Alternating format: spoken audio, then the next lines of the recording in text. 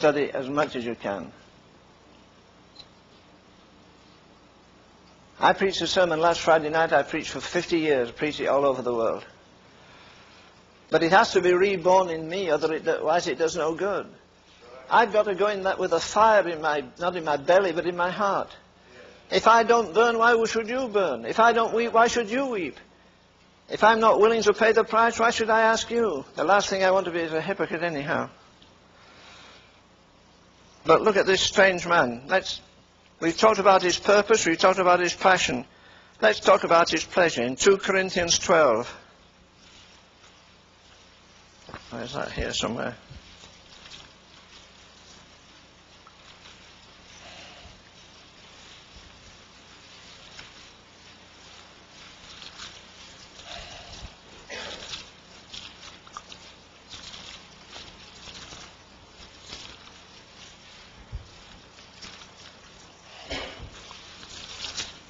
Did you get ahead of me?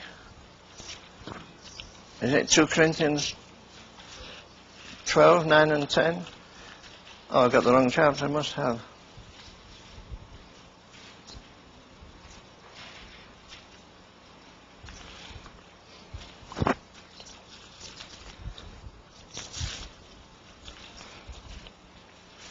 We talked about his purpose is to preach. Talked about his passion, being a debtor to everybody. We talk about his pleasure. Of course he had pleasure. See if you'd like it.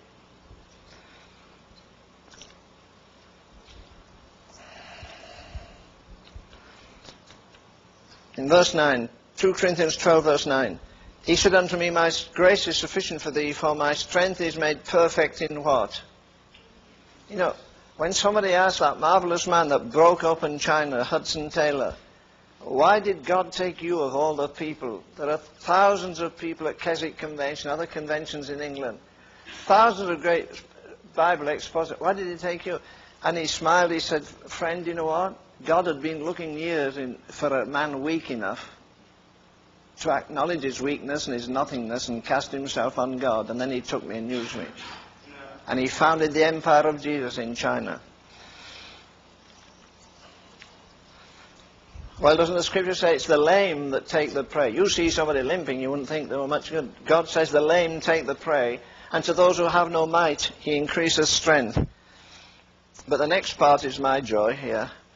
Most gladly, therefore, he says, I will rather glory in my infirmities. Come on. We go in the healing line. Some people would never have done the things they've done if God had healed them. They survived. I've been healed many times. I thank God for it. I've been in the valley of the shadow of death 2 or 3 times. God raised me up.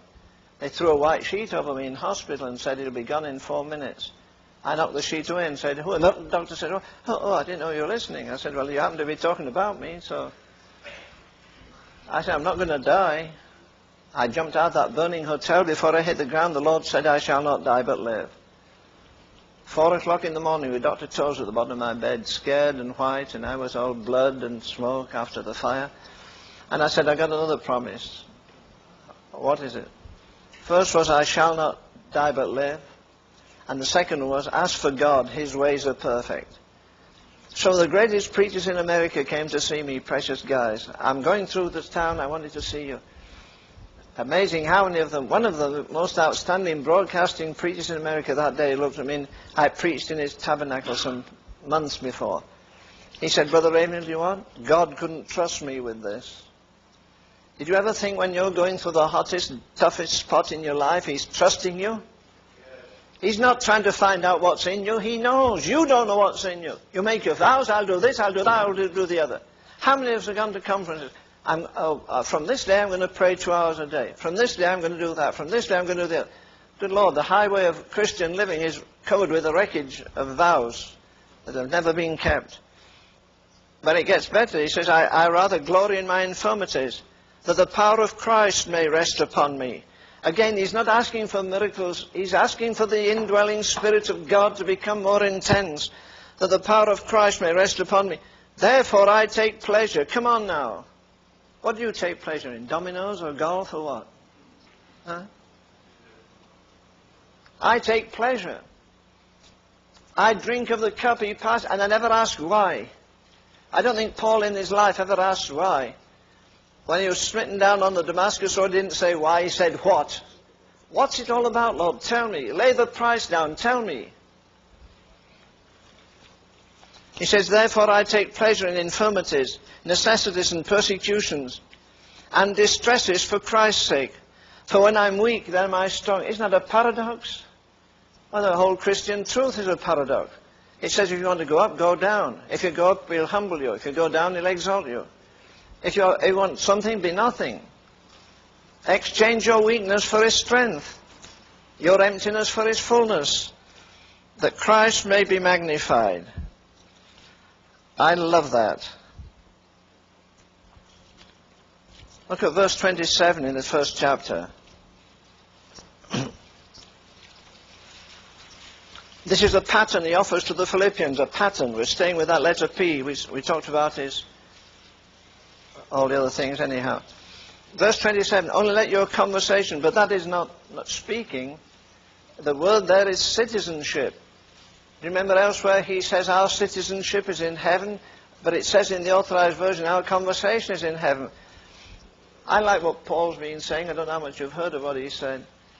But what he said, we ought to live on earth as though we're already in heaven. The principles of a holy kingdom should be operating in us now in this flesh. I read today of a missionary to the Buddhists, and a lovely little boy came. I remember seeing some of them in some country, Bangkok. Little boys in yellow robes, their hair all shaved off. This little fellow came up to the new missionary and he said, you're a new missionary? He said, yes. You were going to talk about that lovely man, Jesus, that healed people, and he was kind, and he said you're not to do evil things, and he said you're to be pure in heart, and he said you love your enemies, and so, yes, yes. He said, well, sir, that's very nice, but there have been lots of missionaries here that talk about him, but I've never seen anybody like him. It rocked the missionary back on his heels. Am I just here to tell him, go that way, don't do this, don't do that, fear this, fear the other? He said, immediately I realized I'm there to be a role model for that child. He's going to watch me, and I don't want to betray my Lord by some stupid thing, my flesh getting in, my desires getting in. So in verse 27, I say, this is a pattern. Only let your style of life be as it becometh the gospel of Christ. Whether I come and see you or else be absent, I may hear of your affairs, that ye stand fast in the Spirit with one mind striving together for the faith of the gospel. And then he says, and this is our privilege, unto it is given on behalf of Christ not only to believe on him, but also to suffer for his name's sake.